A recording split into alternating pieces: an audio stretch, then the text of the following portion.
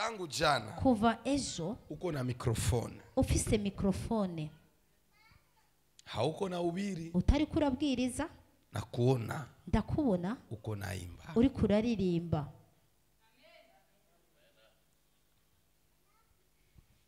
Umeanza imbia wapi maisha yako mama? Mu buzima bwawe watanguriye kuririmbira hehe? Mukabare wala mukanisa? Tusikie kwanza. Watanguye kuririmbira mu kabare canke mu itorero? Kanisa ya wapi? Mushengero ya hehe? Hema Church. Rema Church. Amen, amen. Amen. Sasa hii neema rero ubu buntu iko na kutafuta. buriko bukomeza kukurondera. Haleluya. Amen. Haleluya. Amen. Naona ndabona ndugu yangu, nshuti yaje, hii unabisikiwe mara pili. ubu hanuza ubwumve kabiri. Bana kutilia sumu, bagushirira isumu, lakini Mungu wa mbinguni hawezi kusahau matendo ya mtu. Hawezi sahau matendo ya mtu. Hawezi sahau kwa sababu yeye ni mwaminifu. Haguruka utere, haleluya. Haguruka kadutere, haleluya. Utere, haleluya. Ifigisu naenda. Nuva hano uku kuntugiye, uende ombe Mungu. Ugende usenga Imana. Mwambie Mungu, ubwire Imana ngo niepushe na roho Mana ntandukanya, shira kure n'imwemu ya kupoteza. Imwemu yo gutakaza. Naona unapoteza. Ndabonye utakaje mpaka unalia mkiwango ya ajabu. Kugezaho ugize amarira menshi ku rugezo ruteye ubwoba. Kitabu cha nabii Isaya, mu gitabo cy'umuhanuzi Yesaya 38 mstari wake wa kwanza ku murongo wa mbere. Karibu. Kazi. Dusome mw'izina rya Yesu Kristo. Amen. Yesaya 38 turahera ku murongo wa mbere. Haravuga ngo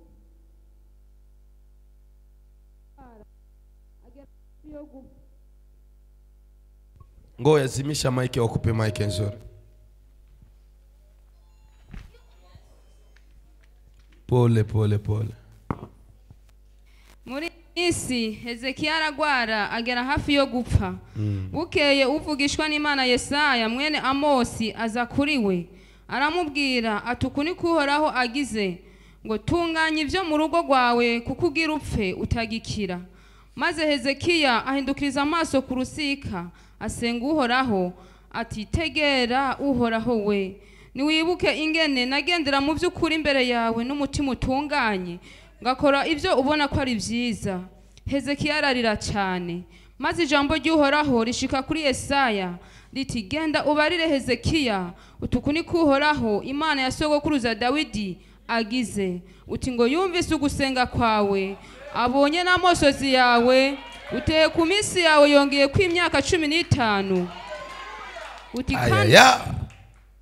Uti kandi azokurokorana n'iki gisagara agukura mu maboko y'umwami w'Ashuri. Uti kandi azozigama iki gisagara. Uti iki nico kimenya amenya aguhaye, cemeze ko azoshitsa ico avuze. Amen. Naanza kutabiri. Ndatanguye guhanura. Kamata mikono ya watu wawili. Fata ibiganza by'abantu babiri. Waambie hivi. Ubabwire ngo Mungu akikuponya, Imana yigukijije na aponye vitu vyako, kandi ikize n'ibintu byawe. Geukia mwingine mwambie. Indukire wundi umubwire. Mungu akikuponya, Imana nigukiza, na aponye familia yako. Ikize n'umuryango wawe. Watatu iko wapi? Uwa gatatu nawe ari hehe? Mwambie hivi. Mubwire ngo Mungu akikuponya, Imana nigukiza, na akuongezee miaka ya kuishi. Ikongere n'imyaka yo kubaho. Leo ni siku ya 4. Uyu munsi n'umunsi wa 4. Endea mtu wa 4. Gira n'umuntu wa 4. Endea mtu wa 4. Genda no ku wa 4. Mwambie hivi. Nawe mubwire ngo vyote vilikuwa bilisha kufa mu maisha yako, ibyari byarapfuye mu buzima bwawe, Mungu abifufule katika jina la Yesu. Imana ibizure mu izina rya Yesu. Alafu nisikie haleluya. Haleluya, haleluya, haleluya. Nisikie haleluya. Keti mubaraka zako katika jina la Yesu. Ichara wawe mu izina rya Yesu. Tuko naongea, turiko turavuga kuhusu nguvu ya mema, ku mbaraga z'ibyiza. Amen, amen. Amen. Ambia ale karibu yako mema. Gira uri hambavu yawe ngo ibyiza. Mwambie matendo mema. Mubwire ngo ibikorwa byiza. Haleluya. Amen. Matendo. Ibikorwa. Matendo mema. Amen, amen. Haleluya. Sasa leo uyu munsi Mungu anipatie neema kweli. Imana ingirira ubuntu by'ukuri. Ukitoka hapa nuva hano ukutanane na watu wa kukutendea mema. Uhure n'abantu bagukorera ibyiza. Pokea kwa jina la Yesu. Yakire mu izina rya Yesu. Kwa sababu kubera ko kuna watu hari abantu tangu wamezaliwa kuva bavuka wanakutanana na watu wabaya. Bahura n'abantu babi gusa. Kuna watu hari abantu tangu wanazaliwa kuva bavuka hawajawahi jua furaha inafanana nini. Nibarigera bamenya ngo umunezero umeze gute. Kuna watu hari abantu tangu wanazaliwa kuva bavuka wakitendea watu mema, iyo bakoreye abantu ibyiza kila siku buri munsi wanawarudishia kama mabaya, bacha babasubiza ibibi. Kuna watu hari abantu wanajaribu kufanya kila kitu bagerageza gukora buri kintu cyose juu watu wawaone kuwa wazuri, kugira ngo abantu bababone ko ari beza, lakini ariko wanaonekana tu wabaya, bakagaragara gusa ko ari babi. Sababu gani? Ni kubera iki? Kuna hewa hari mwemu wamesukuma kwenye maisha yako, batereye mu buzima bwawe, ili kwamba usipendwe, kugira ngo ntukundwe, ili kwamba usitazamwe, kugira ngo nturabwe, ili kwamba usirudishiwe mema, kugira ngo ntusubizwe byiza. Siku ya leo ariko uyu munsi ile pepo iyo mwemu mbi ipende ibikunde isipende n'ibikunde itake ibyemere isitake ntibyemere, na wewe siku yako ya kutendewa mema inafika katika jina la Yesu. Urageze mu izina rya Yesu. Siku yako umunsi wawe ya kukumbukiwa wo kwibukwa inafika katika jina la Yesu. Urageze mu izina rya Yesu.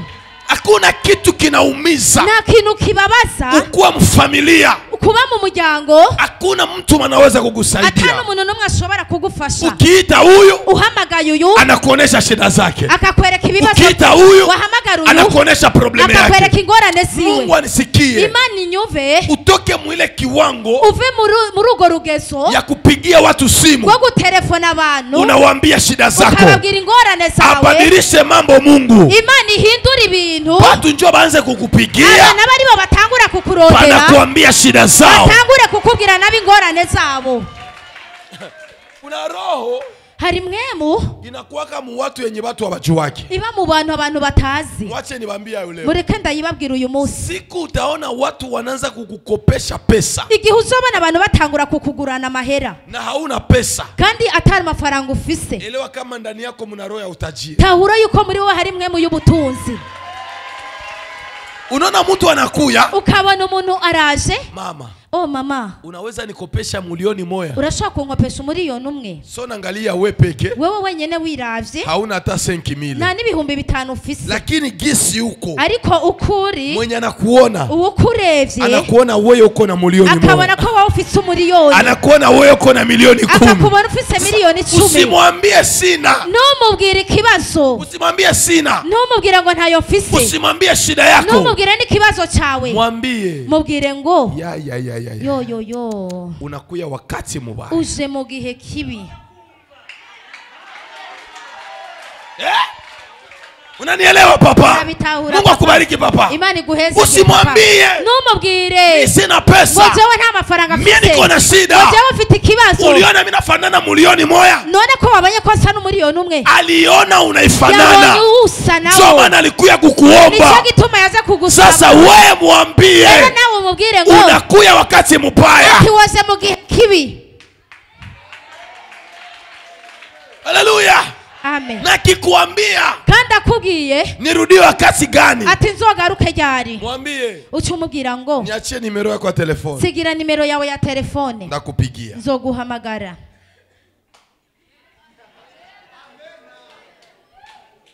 Kuna bingine vitu, hari bindi bintu ukionesha adui yako maisha yako, iyo weretse umwasi wawe ubuzima bwawe, anakuzarau, acha gusuzugura.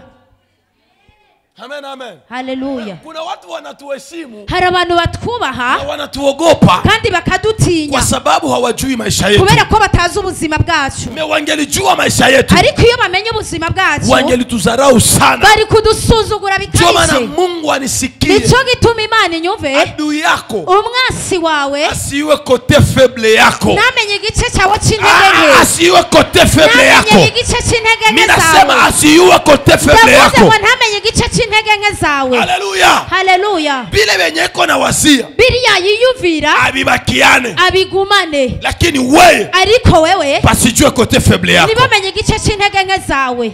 Sasa mema, rero ibyiza nimeambia watu hivi, nabwiye abantu ngo mu maisha hakuna kitu kizuri mu buzima nta kintu cyiza kama Mungu akufanye kuwa njia ya kutendea watu nk'uko mema. Imana yo kugira inzira yo kuburanira abantu uyu munsi.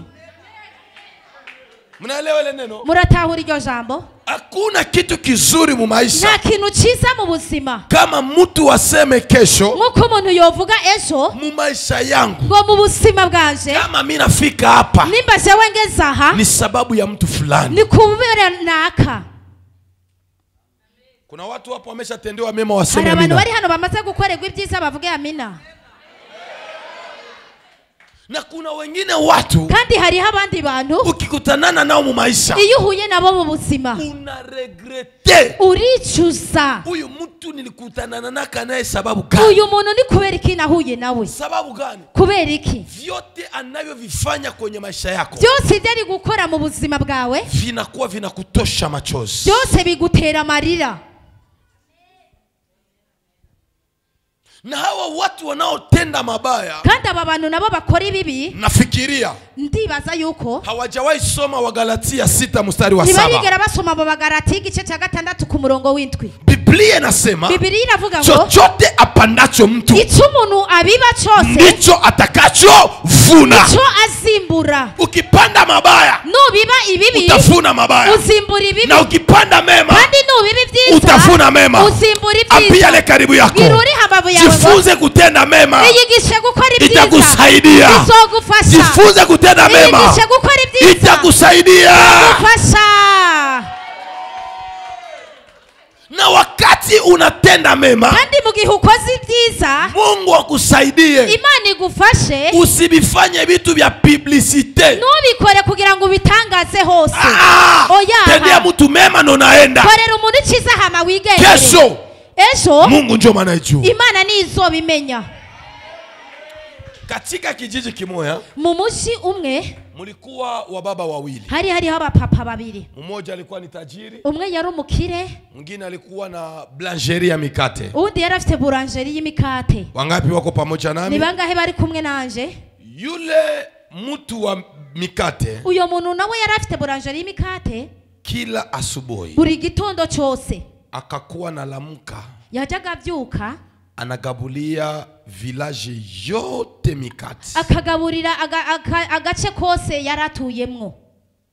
Mnasikia? murabyumva? Anagabulia watu yote, akagaburira abantu bose busubuhi mu gitondo na magharibi, no ku mugoroba. busubuhi mu gitondo na magharibi. no ku mugoroba. Kartie muzima umuji wose aho yaratuye ikapenda ule mtu wa mikate. hama barakunda cyane uwo mugabo w'imikate. Kisha bakakuwa nasema hivi, hama bacabaza bavuga ngo kama kuna mtu mubaya ndani ya mgini hii, nimba hariho umuntu mubi muri uyu muji ni uyu tajiri, ni uyu mukire, kwa sababu pesa zake kubera ko amafaranga yiwe azitusaidie kwa kitu. ntaco atumariye. Ana magari, afite imiduga, ana manyumba, afite amazu, ana maentreprise, afite byinshi, lakini hivyo vyote ariko ivyo byose avitusaidie kwa kitu. ntaco bitumariye. Siku zikapita, iminsi irashira, yule tajiri hama uyo mukire akagonjwa. aragwara. Hakuona hata mtu mmoja nta n'umuntu n'umwe yigeze abona wa kukuya kumwangalia kwa wo mganga. kumuseruka ko ngo amurabe kwa Hata muganga. majirani n'ababanyi hawakukuja. ntibigeze bamuserukaho. Yule baba kafariki. uyo mupapa arapfa. Wakati anafariki, igihe yapfuye hakuna hata mtu mmoja nta n'umuntu n'umwe alikuya kupatia familia pole. yigeze no kuza guhumuriza umuryango. Hata majirani n'ababanyi bose hakuna mwenye alikuya. nta n'umwe yigeze ahagera. Familia kalia, umuryango urarira, ikalia, urarira by'ukuri. kilio ikaisha.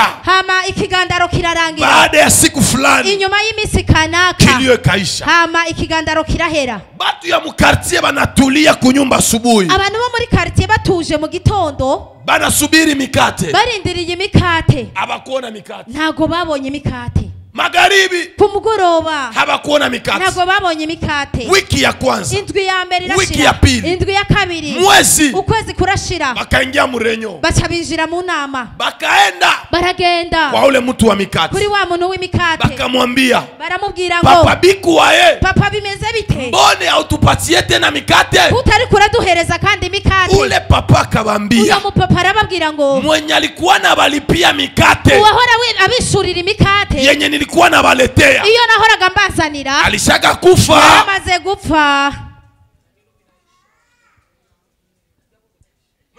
Murabyumva?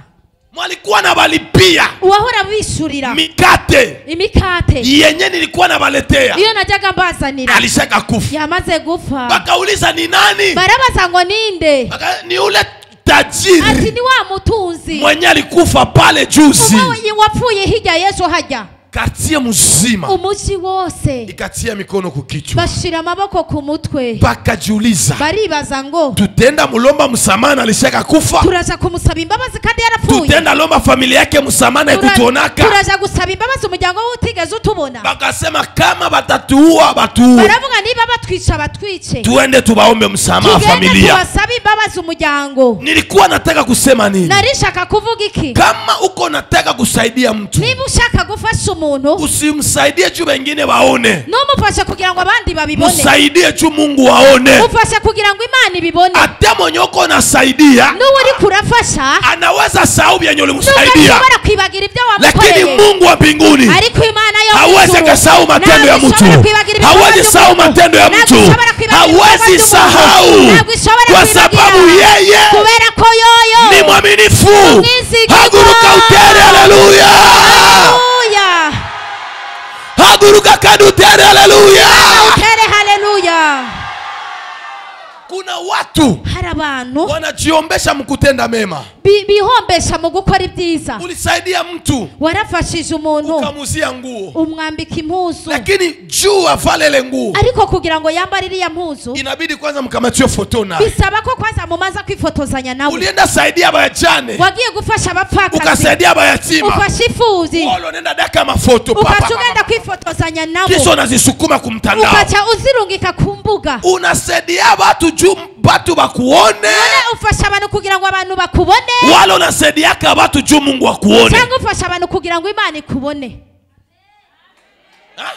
na ndio shida tuko na mu makanisa leo. Nicyo kibazo mu matorero dufite, Hata wanaotumikia Mungu n'abakorera Imana nabo, siku alivala nguo ya mwaka jana, igihe yambaye impuzu y'umwaka washize, hawezi kuyaimba hapa mbele. ntabwo ashobora kuza kuririmba hari mbele. Siku alivala kanguo kamupya, ariko mu gihe yambaye agahuzu gashasha, atapiga madansi hapa uyu mbele, munsi arakubita atapiga madansi hapa mbele, uyu munsi akubita akadansi, atangaika arazunguruka mu isengero, bafanye nini? kugira ngo bamubone. Na ile ni pepo, kandi iyo ni mwe na inabidi achililie watu katika jina la Yesu. Iyo mwe mirekura abantu mu izina rya Yesu.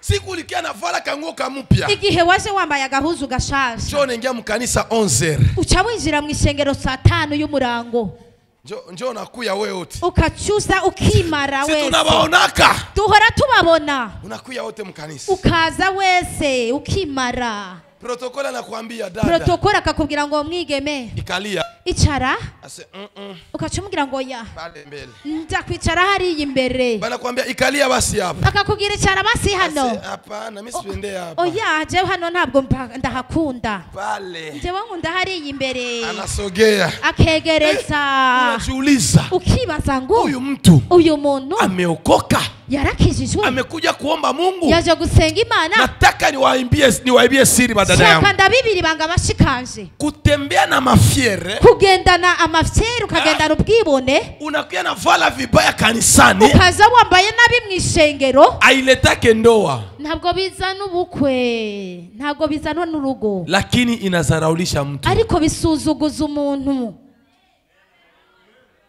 Simukitaka msiseme amina, mushaka ntimuvuge amina, lakini wanaokoka waseme amina. ariko abakijijwe bavuge amina. kuna dada mumo katoto kamoya harakana kamwe kale katoto kananibariki sana ako karagarampezagira cyane kama ni Murundi nimbara karundi kama ni Munyarwanda nimbara Kanyarwanda sijui ntabyo nzi lakini benye alisema ariko ivyo yavuze bili nibariki byaramezagiye akasema hivi yavuze ngo mwi dunia mwiyisi muko batu batatu hari abantu batatu benye banatembeaka abavale bagenda batambaye wa kwanza uwa mbere ni mwenda bazimu numusazi wa pili uwa kabiri ni mgonjwa wakati iko mbele ya daktari numugwayi igihe yageze imbere ya dogiteri njoo anavula manguo niho yiyambura impuzu zose imbere ya dogiteri watatu uwa gatatu ni mtoto mdogo numwana mutoya atanavula manguo nubwo yo kwiyambura impuzu batasema ni nani bacha bavuga ngo ninde ni mtoto bacha bavuga ngo numwana kisha akauliza hamacara baza ngo muaba batatu muri abo bantu batatu uko wapi wewe uhagaze hehe uko wapi uri hehe wewe unaokoka kweli byukuri urakijijwe unakuya kwenye mazabao ukaza ku gicaniro unavala zipe ya umu wambaye ijipo igera uyu mfalme Ezekia uyu mwami Ezekia hakuongea na nabii ataganiriye n'umuvugishwa lakini akaongea na Mungu ariko acavugana n'Imana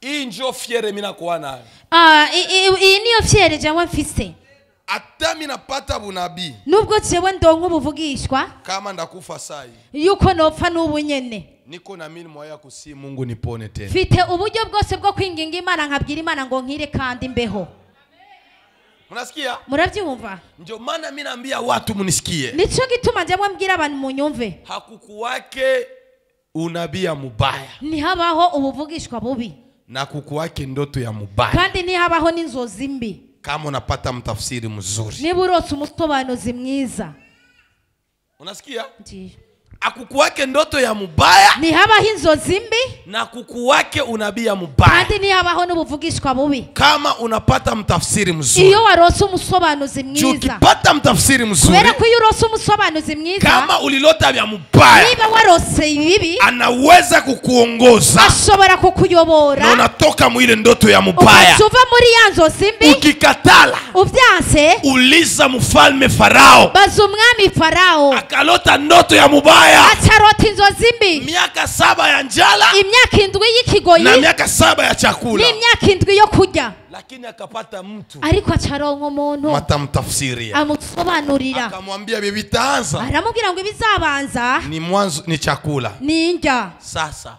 rero inabidi utafute mtu wa akili bisaba ko kushaka umuntu w'ubwenge hii neno kama utajua isema mwenye kona esprit ya provision umuntu afite imwe mu yiyerekwa provision yani roho ya kuweka imwe mu yo kubika hapana roho ya kukula kula hapana imwe mu yo kujyaga kurya imwe mu yo kubika kimupata numubona tunapona turakira haleluya amen haleluya amen na sali mupata rero kuronka ubu sali mupata igihe yamuronse inchi yote ya Misri igihugu cyose cyo muri Misri ikapona kirakira ulisale karibu yako bazuri hambavu yawe ngo una ndoto gani ufite inzozi kariye gusa iko nangalia bibiko nao aguma araba gusa abantu bari ko barasenga nikasema yo candavuga ngo Mana yaje we uyu maisha yake iko bien yo uyu muntu ubuzima bwiwe bumeze neza sikia umviriza usipoombea maisha yako udasengeye ubuzima bwawe kuna watu watayaribisha hari abantu bazabwankiriza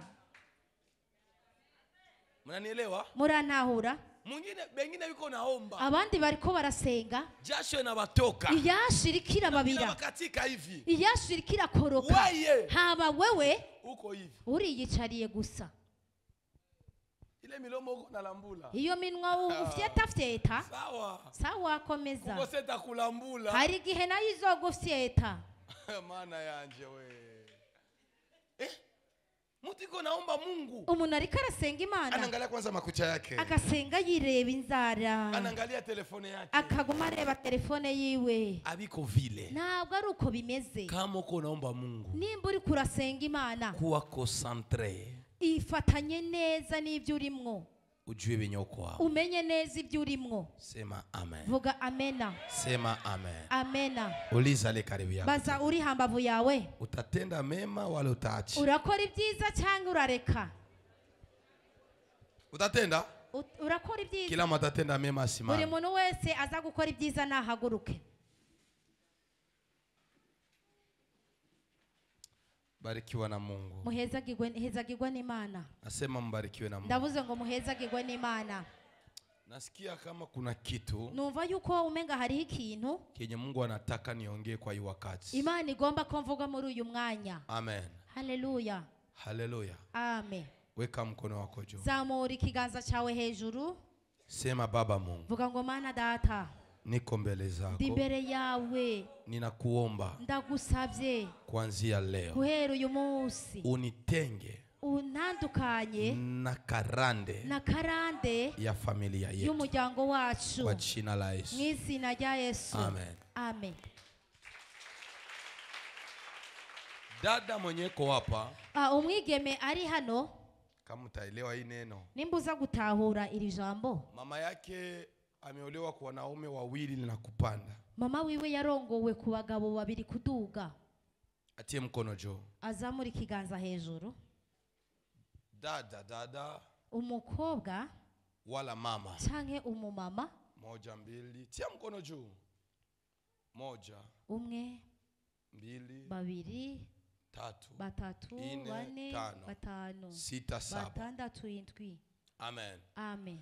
Kaka mwenyeko hapa umusore ari hano mwenye baba yake ameoa wabibi wawili na kupanda. Papa wiwe yigeze kurongora abagore babiri kuduga. Atie mkono juu. Nawe azamura ukuboko hejuru. Kaka njo ba mingi kweli. Abasore ni bari benshi. Musikie sasa. Mwumvirize rero. Pepo ya poligami. Imwe mu mbi yo guharika. Haikufaki. Ntabwo ipfa. Mimi nakimbiaka. Ariko irahunga. Amen. Amen. Niongee musemi ya mzuri. Mvuge mu mvugo nziza. Hakuna pepo inakufaka. Nta mwe mu mbi yigera ipfa. Nanielewa? Murantahura? Hakuna pepo yenye nakufaka. Nta mwe mu mbi yigera ipfa. Mezinakimbiaka. Ariko ziriruka zigahunga. Haleluya. Amen. Haleluya. Amen. Haleluya. Haleluya. Muketi kidogo nibambie iki kitu. Mwicare gato ndababwira iki kintu. Hii ni unabii. Ubu n'ubuhanuzi. Nitakusaidia sana. Kandi buraza kugufasha cyane. Mukogwa ngwino gato. Wewe usohotse ngwino. Ibuka amagambo meza sabira abanishi kandi abandi ngwino kuya tuna byako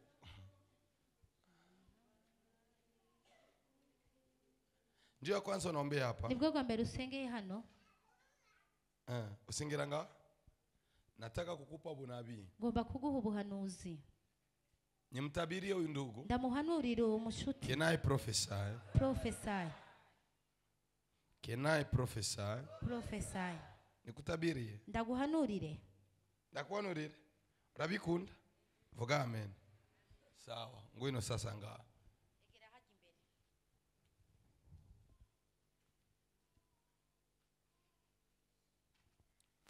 Ukitoka hapa hivi gisi unaenda. Nuva hano uku kuntu ugiye. Uende ombe Mungu. Ugende usenga Imana. Mwambie Mungu. Ubwire Imana ngo niepushe na roho. Mana ntandukanya shira kure n'imwemu ya kupoteza. Imwemu yo gutakaza. Naona unapoteza. Ndabonye utakaje. Mpaka unalia mkiwango ya ajabu. Kugezaho ugize amarira menshi ku rugezo ruteye ubwoba. Leo waambie Mungu. Rero uyu munsi ubwire Imana. Niepushe na hilo ya kupoteza. Ati Imana shira kure n'iyimwemu yo gutakaza. Kia pili. Icya kabiri. Mwambie Mungu. Ubwire Imana ngo. Nipe nguvu. Mana minkomezi. Nipe nguvu. Minkomezi. Ya kushinda mabaya. Zo gutsinda ibibi. Unasikia mabaya? Wabyumvise ibibi? Mimi natia mukoli moya. Jewe ndabishyize hamwe ndabiteranirije hamwe. Uende na amani ya Yesu. Jana amahoro ya Yesu.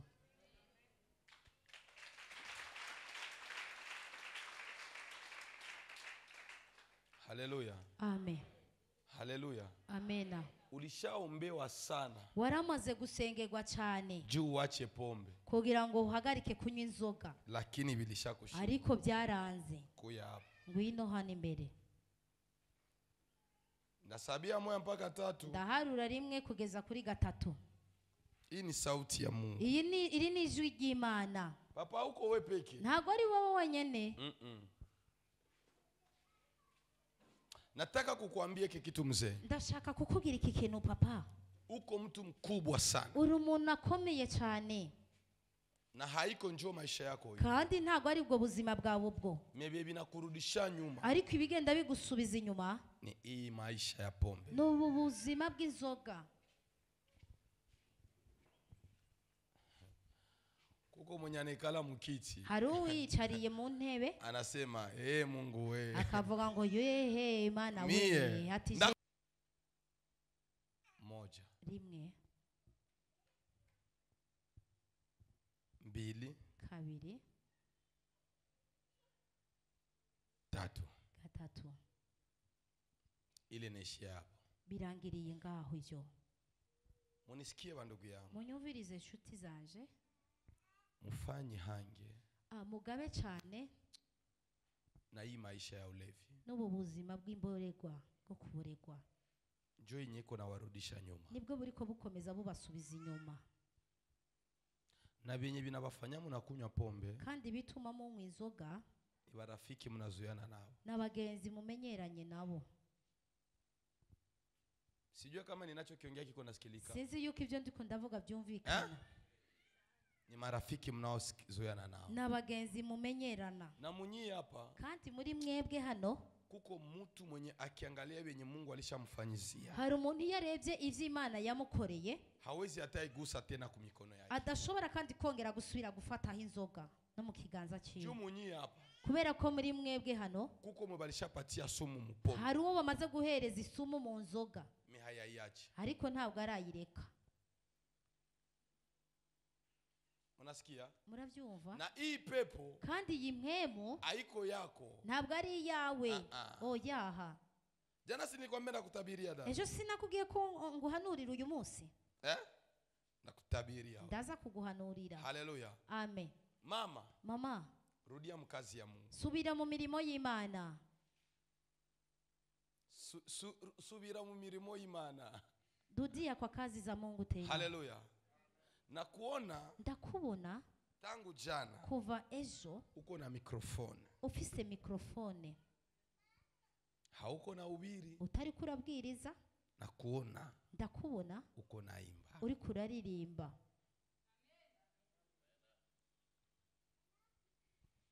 Umeanza imbia wapi maisha yako mama? Mu buzima bwawe watanguriye kuririmbira hehe? Mukabare wala mukanisa tusikie kwanza. Watanguye kuririmbira mu kabare canke mu itorero? Kanisa ya wapi? Mushengero ya hehe? Hema Church. Rema Church. Amen, amen. Amen. Sasa hii neema rero ubu buntu iko na kutafuta. Buriko bukomeza kukurondera.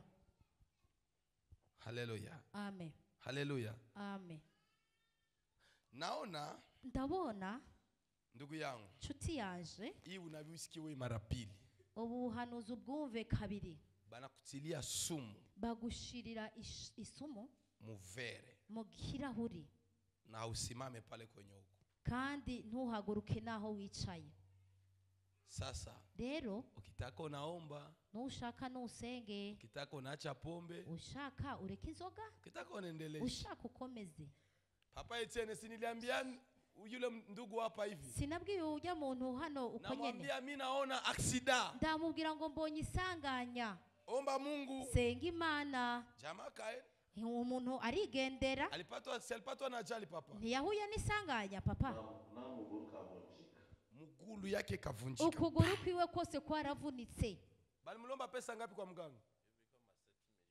Bariko bamusaba miliyoni 7 kwa muganga.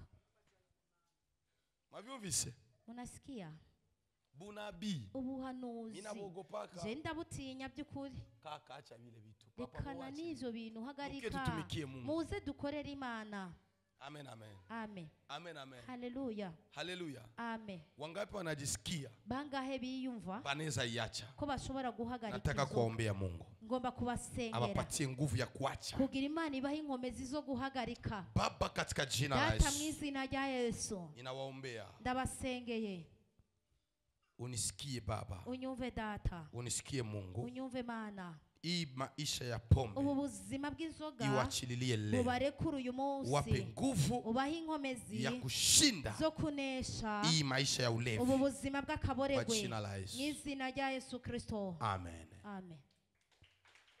Mwende na amani ya Yesu. Mujana amahoro ya Yesu. Sasa rero kuna mtu ni mfarisayo, hari umuntu ari umufarisayo anabakia kuhukumu wa watu, aguma acira imanza aba bantu, na huyu naye ngo n'uyu nawe, na huyu naye, n'uyu nawe. Nikikwambia wewe byako wewe mfarisayo, nawe wa mufarisayo we no kubwira ibyawe, atia mkono kukichwa, wocha wikorera amaboko ku mutwe.